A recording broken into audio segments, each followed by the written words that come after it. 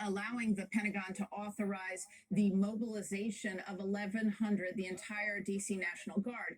That is what we've learned happened. We also have heard that President Trump was not involved in that decision, that it was Mike Pence on those phone calls. And remember, he had just come back from the Capitol, having been escorted out by the Secret Service when the mob broke in to the Capitol. So a little bit unusual, because those technically President Trump would be in the chain of command. And the White House is pushing back on that, saying that the president authorized the troops. But I'm told it was Mike Pence, the vice president, who was on those calls with the Pentagon. Well, that's a big development. We'll press the White House for answers on that, about President Trump's role. And do they have a sense of how long they're going to be deployed here, or what this deployment looks like?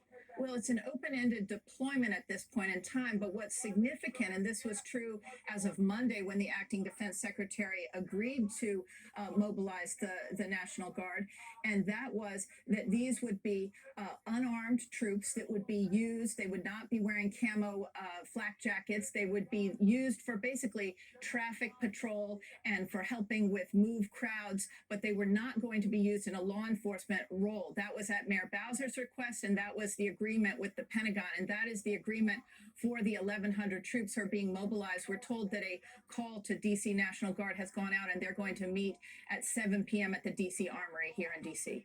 Okay, again, enforcing a curfew now. Jennifer Griffin, live at the Pentagon. Jennifer, thank you. New information from House Speaker Nancy Pelosi. Let's get the latest on what's happening on the Hill. We'll go back to Chad Program there. Chad? Well, good evening, Brett. This is Trump TV. Statement here indicating that the House of Representatives is going to come back into session at some point later tonight once they get the Capitol fully secure. She tells members, this is Trump TV. You later tonight. She says that we knew that today would be a part of history in a positive way, but she said we are a part of history now. A shameful picture of our country was put out to the world, instigated at the highest level. Y'all still think Trump, these are good guys? In the Pentagon, we decided we should proceed tonight at the Capitol once it is cleared for use.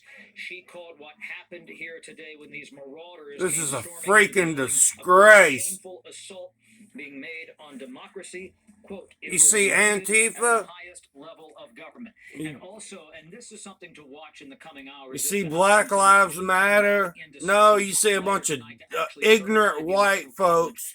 Will those members who were Proud Boys. To go to the mat and fight look, you know, I hope they still be willing to do that with I bet you no one even goes to jail.